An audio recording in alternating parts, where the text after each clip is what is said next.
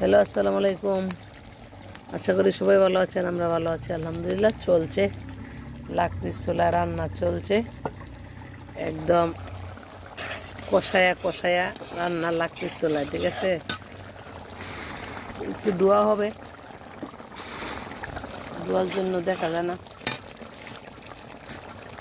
লাকড়ির চুলা কিন্তু একটু ধোয়া হয়।